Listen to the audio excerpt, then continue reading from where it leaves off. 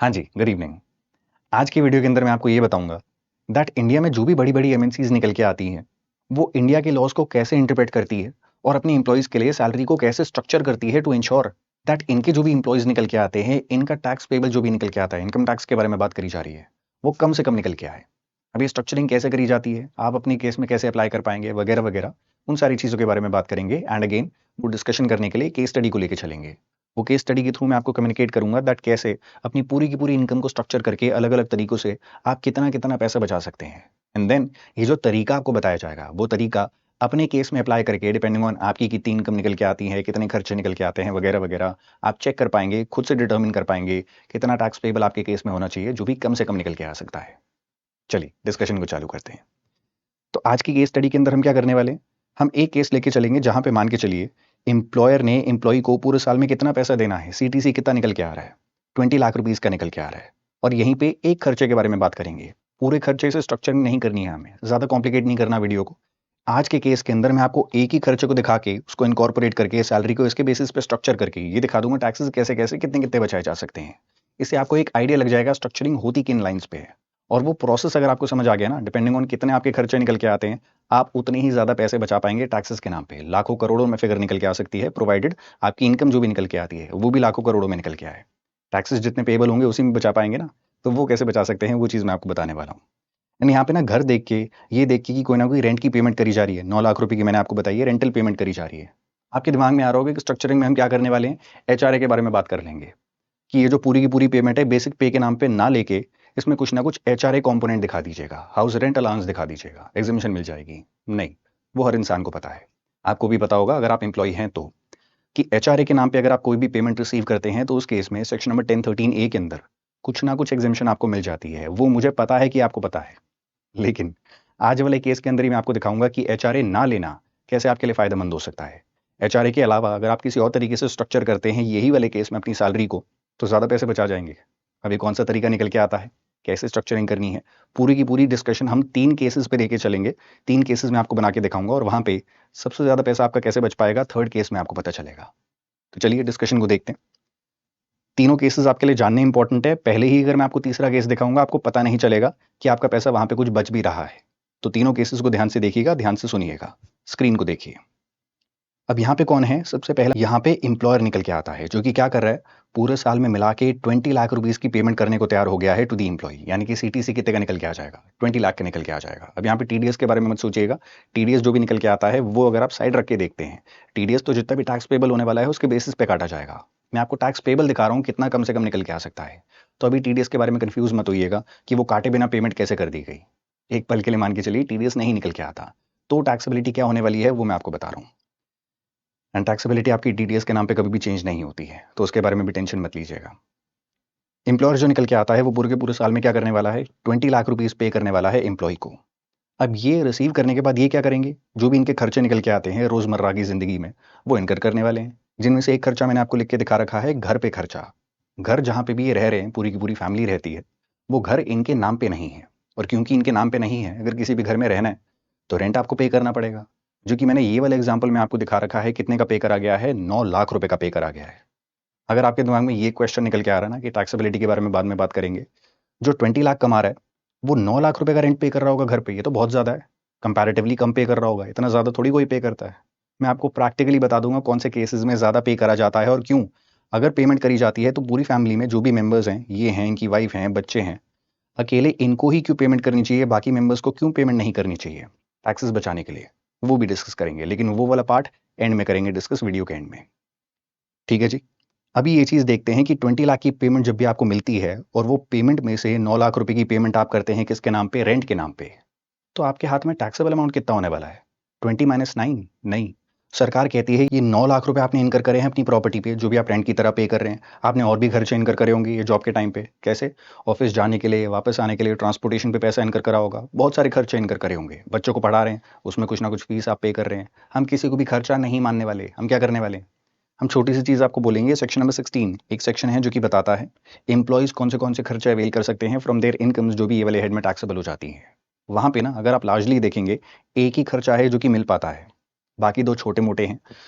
लेकिन 16(1) ए के अंदर एक ही खर्चा है, मेजर खर्चा जो कि आपको मिल पाता है, 50,000 रुपीज़ माइनस करने दिए जाते हैं। चाहे आपने कोई भी खर्चा इनकर करा हो, चाहे नहीं इनकर करा हो, खर्चा आपका ज़्यादा निकल के आता है, कम निकल के आता है, सरकार कहती है कुछ भी नहीं चेक करेंगे। जो भी टैक्सेबल अमाउंट है इसमें से 50,000 लॉलीपॉप की तरह आपको दे दिए जाते हैं, माइनस करना चाहते हैं कर लीजिए। तो ये 50 तो आप माइनस कर जाएंगे, लेकिन क्या 9 लाख रुपए माइनस कर पाएंगे? नहीं। तो टैक्सेबल इनकम कितने की निकल के आएगी? वो निकल के आएगी 19.5 लाख की। और 19.5 लाख की इनकम पे अगर आप स्लैब रेट अप्लाई करते हैं, ये एज्यूम करते हुए कि इनकी इनकम जो भी निकल के आ रही थी, वो कमाने वाला इंसान उसकी एज कितने की निकल के आती है? लेस देन 60 निकल के आती है। स्लैब रेट आपके ऊपर क्या लगता है? 2.5 लाख रुपए एग्जेम्प्ट हो जाते हैं, अगले 2.5 लाख पे 5%, अगले 5 लाख पे 20, रिमेनिंग पे 30। याद आ रहा है? तो वही स्लैब रेट यहाँ पे लग जाएगा, और उसी स्लैब रेट के तहत इतनी इनकम पे कितने का टैक्स निकल के आ जाएगा? इतने का निकल के आ जाएगा 4,13,000 रुपए 400 रुपए, 413,400। ये सेस को इंक्लूड करके है। तो इतना तो अभी निकल के आ गया। अब केस नंबर 2 में हम कैसे बचाएंगे? एचआरए को यूज करके। और केस नंबर 3 में उससे भी ज्यादा कैसे बचाएंगे? एचआरए को नहीं यूज करके। वो दोनों चीजों के बारे में बात करते हैं। देखिए, बेसिक सी स्ट्रक्चरिंग करनी है, जो कि आज के टाइम पे मोस्टली इंप्लॉयज कर भी रहे हैं। एचआरए वाली स्ट्रक्चरिंग क्या करना होगा? जो भी आप रिसीव कर रहे हैं ना अमाउंट, वो पूरा का पूरा ऐसे मत दिखाइए कि बेसिक पे के नाम पे 20 लाख रुपीज मुझे मिल रहे हैं। आप दिखाइएगा बेसिक पे के नाम पे कितने मिल रहे हैं? 11 लाख रुपए। और आगे जाके जो भी रेंट पे करना है ना, वो पे करने के लिए अलाउंस रिसीव करिए। एचआरए क्या होती है? हाउस रेंट अलाउंस, यानी कि आगे जाके मुझे रेंट पे करना है, और वो पे करने के लिए मुझे पहले ही इंप्लॉयर से पैसे दिए जा रहे हैं। अब क्या होने वाला है? इंप्लॉयर को तो अभी भी 20 लाख रुपीज ही पे करने पड़ेंगे टोटल। खर्चा वो अभी भी पीजीबीपी हेड के अंदर 20 लाख का ही क्लेम करेगा, उसको कोई फर्क नहीं पड़ेगा ये वाली स्ट्रक्चरिंग से। लेकिन आपको फर्क पड़ जाएगा। क्यों? अगर आपको एचआरए के नाम पे कोई भी पेमेंट मिलती है, तो ये वाले अमाउंट में पूरा का पूरा अमाउंट इनकम में ऐड नहीं करा जाता। कुछ ना कुछ एग्जेम्प्ट कर दिया जाता है। कहाँ पे? 10(13)(a) के अंदर। कितना एग्जेम्प्ट करा जाता है? नीचे देखिए, 10(13)(a) एक छोटी सी चीज कहता है एचआरए एग्जेम्पशन होने वाली है कितने की? लीस्ट ऑफ द फॉलोइंग की। यानी कि 3 लिमिट्स आपको बताई गई हैं 10(13)(a) के अंदर। तीनों में जो भी सबसे कम निकल के आता है अमाउंट, वो आपका एग्जेम्प्ट हो पाता है पूरे के पूरे अमाउंट में। और तीनों लिमिट क्या है? पहले आपको बोला जाता है जितनी भी एचआरए मिली है वो बताइए। मैंने बोला 9 लाख रुपए की मिली है, तो वो यहाँ पे लिख दीजिएगा। दूसरे पॉइंट के अंदर आपको बोला जाता है जितना भी आपने रेंट पे करा है, यानी कि 9 लाख रुपए जो भी पे करा है, उसमें से माइनस करिए अपनी सैलरी का 10%। और सैलरी जब भी कंसिडर करी जाती है, उसमें ये नहीं कवर करा जाता। अब ये थोड़ी टेक्निकल डिटेल्स हो जाएंगी कि कौन से वाले काम के लिए सैलरी किसको बोला जाता है। पूरे के पूरे एक्ट में अलग अलग काम के लिए, अलग अलग एग्जिबिशंस के लिए, बेनिफिट की वैल्यूएशन के लिए आपकी जो सैलरी वाली टर्म निकल के आती है, उसकी डेफिनेशन डिफरेंट होती है। तो खैर, वो कॉम्प्लिकेशन में अभी मत पड़िए। मैं आपको बता रहा हूँ कि ये सैलरी की कैलकुलेशन के लिए जिसका 10% हमें पकड़ना है, हमें यही वाली फिगर को पकड़ना होता है, पूरे 20 को नहीं पकड़ना होता। तो 11 लाख का 10% वो माइनस कर दीजिएगा किस में से? रेंट जो भी आपने पे करा है उसमें से। So basically 9 lakh minus 10% of 11 lakh, ये मैं करूंगा, जिससे क्या फिगर निकल के आ जाएगी? 7,90,000, 7.9 लाख। एंड फाइनली आपको क्या बोला जाता है? अगर आप मेट्रोपॉलिटन सिटीज के अंदर हैं, यानी कि दिल्ली, मुंबई, कोलकाता, चेन्नई, इन 4 में रहते हैं, तो अपनी सैलरी का 50% यहाँ पे लिख दीजिएगा, नहीं तो 40% लिख दीजिएगा। मान के चलिए आप दिल्ली, मुंबई ऐसी किसी जगह पे हैं, तो 50 लिख देते हैं। किसी और जगह पे होंगे तो 40 लिख दीजिएगा। तो 50% हम किसका लिखेंगे? अगेन सैलरी का लिखेंगे, जो कि क्या निकल के आती है? 11 लाख की निकल के आती है। तो फिगर क्या निकल के आ जाएगी? 5.5। अब मुझे बोला गया था तीनों में से लीस्ट को पकड़िएगा, जो भी कम से कम निकल के आता है वो पकड़िएगा। ये सबसे कम क्या निकल के आ रहा है? ये निकल के आ रहा है। सो बेसिकली इतना एग्जेम्प्ट हो जाएगा, एंड रिमेनिंग जो भी पोर्शन रह जाता है एचआरए में, वो मेरी इनकम में ऐड करा जाएगा, यानी कि इंप्लॉय की इनकम में ऐड करा जाएगा। तो 9 लाख में से अगर 5.5 हट जाते हैं, तो कितने बचेंगे? अभी भी 3.5 लाख रुपए अभी भी बचने वाले हैं, जो कि इनकम के अंदर ऐड करे जाएंगे। चलिए ऐड करते हैं। 20 लाख रुपीज टोटल आपको मिले हैं। 20 में से क्या हो गया है? 9 लाख रुपए पूरे के पूरे टैक्सेबल नहीं होने वाले, सिर्फ 3.5 लाख रुपए टैक्सेबल होने वाले हैं। तो basically 11 lakh plus 3.5 lakh minus 50,000, जो कि आपको माइनस करने को मिलते हैं कहाँ पे? 16(1)(a) के अंदर। क्या फिगर निकल के आ जाती है? 14 लाख की फिगर निकल के आ जाएगी, और यही होने वाली है आपकी टैक्सेबल इनकम। और ये इनकम पे अगर आप रेट अप्लाई करेंगे, स्लैब रेट, वही जो हमने ऊपर अप्लाई करा था, तो कितना टैक्स पेबल निकल के आ जाता है? 241,800, जो कि पूरा का पूरा आपके एम्प्लॉयर ने टीडीएस के नाम पे काट के ही आपको पे करा होगा। ठीक है जी, 241,800 फिगर में दिख रहा है क्या चेंज निकल के आ गया? यहाँ पे 413,400 ये निकल के आ रहा था। 1.5 लाख रुपए से ज्यादा आपने बचा लिए हैं ये छोटी सी स्ट्रक्चरिंग में चेंज करके। क्या आपका घर चेंज हो गया? नहीं, घर अभी भी वही निकल के आ रहा है, जिसके लिए आपको पहले भी 9 लाख रुपए पे करने पड़ रहे थे, अभी भी 9 लाख रुपए पे करने पड़ रहे हैं। क्या आपकी इनकम बढ़ाई गई है? नहीं, इनकम भी उतनी ही है, एम्प्लॉयर को खर्चा भी उतना ही मिलेगा। आपने बस स्ट्रक्चरिंग करी है, पूरा का पूरा अमाउंट बेसिक पे के नाम पे नहीं लिया, थोड़ा अमाउंट एचआरए के नाम पे ले लिया। ये बाइफर्केशन चेंज करने से हो क्या गया? आपके हाथ में टैक्सेबिलिटी चेंज हो गई है, और आपने 1.5 लाख रुपए से ज्यादा एक साल में बचा लिए हैं। पूरी जिंदगी में सोचिए कितना बचा लेंगे।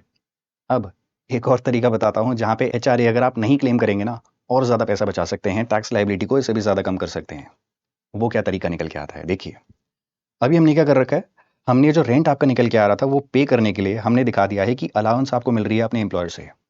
लेकिन एक और टैक्सेबिलिटी निकल के आती है जो कि परक्विजिट की निकल के आती है। सेक्शन नंबर 17(2)(1) याद करिए। 17(2)(1) के अंदर हमने क्या पढ़ा था, रेड विद रूल नंबर 3(1). वहां पे मैंने आपको बताया था अगर यही घर आपको परक्विजिट की तरह दे दिया जाता है तो उसकी टैक्सेशन बिल्कुल ही डिफरेंट होती है, जबकि चीज़ वही निकल के आ रही है। वैसे ही घर में रह रहे हैं, उतना ही रेंट निकल के आ रहा है, लेकिन क्योंकि अब आप ये अलाउंस की तरह नहीं दिखा रहे, परक्विजिट की तरह दिखा रहे हैं, टैक्सेशन डिफरेंट हो जाएगी। तो टैक्सेशन कैसे डिफरेंट हो जाती है, परक्विजिट की तरह कैसे दिखाया जाता है, सब कुछ समझिए। ये केस नंबर 2 के अंदर क्या हो रहा था, आपने बेसिक पे 11 लाख की रिसीव करी है, एचआरए 9 लाख रुपए का खुद रिसीव करा है, और रिसीव करने के बाद यही अमाउंट पकड़ा दिया है किसको, लैंडलॉर्ड को, जिसको आपको पेमेंट करनी थी रेंट की। तो ये तो हो गया पहला केस। बात करते हैं दूसरे केस की, जहां पे आप अभी भी उसी घर में रहेंगे जिसकी 9 लाख रुपए की पेमेंट आपको करनी पड़ रही थी, लेकिन अब आप पेमेंट नहीं करने वाले। तो आपको घर में रहने कैसे दिया जा रहा है अगर आप पेमेंट नहीं कर रहे? तो आप यही 9 लाख रुपए की पेमेंट करवा देंगे डायरेक्टली अपने एम्प्लॉयर से। आप उनको बोलेंगे मुझे 20 लाख देने थे ना, मुझे 11 लाख रुपए ही दो, रिमेनिंग 9 लाख रुपए क्या करिएगा, मेरे ये लैंडलॉर्ड को पकड़ा दीजिएगा। अब ये जो लैंडलॉर्ड को पकड़ाया गया है, अगर लैंडलॉर्ड के साथ ये एग्रीमेंट कर लेते हैं कि ये प्रॉपर्टी में मेरा एम्प्लॉय आके रहेगा और इसके जो भी पेमेंट करनी होगी पूरी की पूरी पेमेंट मैं ही करूंगा, मुझसे कलेक्ट करिएगा, तो अब बोला जाएगा इसको अलाउंस नहीं बोला जाएगा। क्यों? इसको पैसा कुछ नहीं दिया जा रहा था। अब इसको माना जाएगा एक नॉन मॉनेटरी परक्विजिट। और नॉन मॉनेटरी परक्विजिट की अगर आप बात करेंगे तो उनकी टैक्सेशन डिफरेंट होती है। उनकी अलाउंसेस की तरह टैक्सेशन नहीं निकल के आती, 10(13)(a) के अंदर एग्जेम्पशन नहीं निकल के आती, अलग सेक्शन में निकल के आती है जो कि होता है 17(2)(1) एंड कुछ केसेस में 17(2)(2) भी लगता है। अभी उस कॉम्प्लिकेशन में मत पड़िएगा अगर आपको लॉज के बारे में नहीं पता है तो। 17(2)(1) क्या करता है, टैक्सेशन को छोड़िए, लॉज को छोड़िए, सेक्शन को छोड़िए, बचेगा कितना वो चेक कर लेते हैं। देखिए अब यहाँ पे टैक्सेशन क्या होने वाली है, एम्प्लॉयर के बारे में बात करिए। क्या ये अभी भी 20 लाख रुपीस का खर्चा लेगा? बिल्कुल, क्योंकि 11 लाख रुपए पे करे हैं और एम्प्लॉय के लिए ही 9 लाख रुपए पे करे हैं रेंट के नाम पे। तो ये तो अभी भी उतना ही खर्चा क्लेम करेगा, हेंस प्रूविंग द फैक्ट कि इसको कोई भी फर्क नहीं पड़ने वाला। आप केस नंबर 1 में डालिए, 2 में डालिए, 3 में डालिए, स्ट्रक्चरिंग करिए मत करिए, employer is the least concerned. आपको खुद उसको बोल के स्ट्रक्चरिंग करवानी पड़ेगी, क्योंकि आपका पैसा बचने वाला है, उसका नहीं बचेगा। उनको ना ही नुकसान होने वाला है, ना ही फायदा होने वाला है। तो वो कभी भी आपको पुश नहीं करेंगे स्ट्रक्चरिंग करने के लिए। स्ट्रक्चरिंग अगर आपको करनी है खुद ही करनी पड़ेगी, उनके पीछे पड़ के करनी पड़ेगी, लेकिन करने में उनको कोई दिक्कत भी नहीं होने वाली, क्योंकि वो पैसा लूज नहीं करते ये वाला काम करके। तो अगर उनके पीछे पड़ के आपने ये वाली चीज करवा ली और ये अमाउंट को 9 लाख को अब परक्विजिट की तरह दिखा दिया, तो टैक्सेशन कैसे होने वाली है ध्यान दीजिएगा।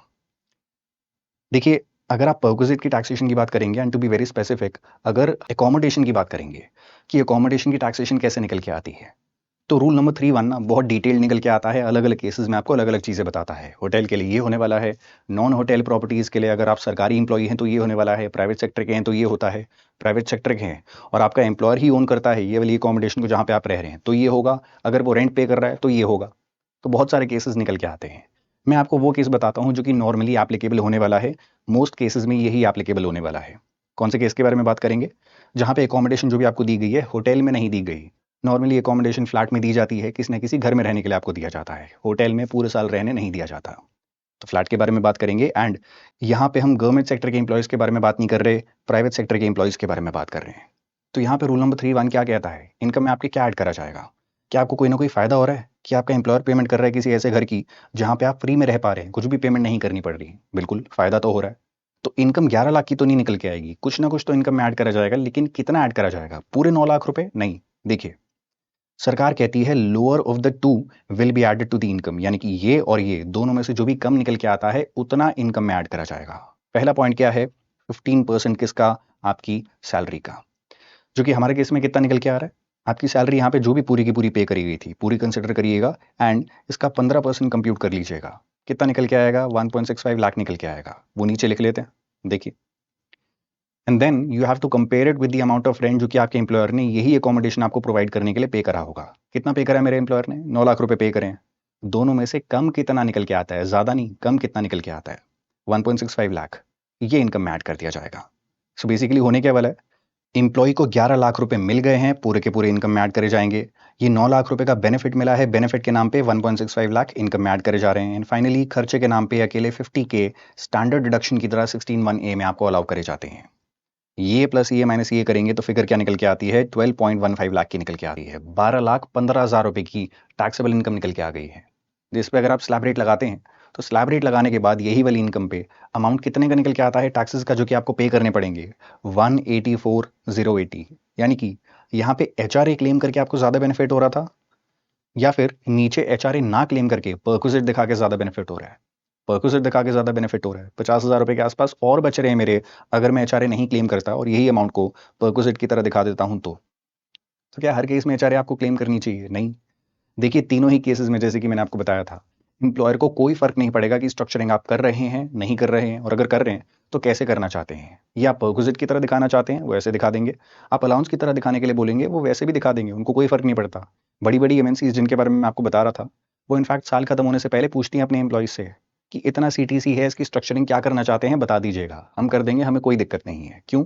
आपका पैसा बच रहा है, हमें नुकसान नहीं हो रहा, तो क्यों मना करेंगे? ऐसे क्या खुंदस बांध के बैठे होंगे एम्प्लॉय से कि नहीं तुम्हें भी नहीं बचाने देंगे? तो ऐसा कुछ नहीं होता। स्ट्रक्चरिंग करने दी जाती है, लेकिन तब करने दी जाती है जब आपको नॉलेज हो, जब आप जाके बोलें कि ये वाली स्ट्रक्चरिंग हम करना चाहते हैं। खुद से आके वो आपको पेस्टर नहीं करेंगे कि भाई साहब स्ट्रक्चरिंग कर लो, नहीं करोगे तो पनिश करेंगे। नहीं, आपका पैसा बच रहा है, बचाना है बचाइए, नहीं बचाना है मत बचाइए।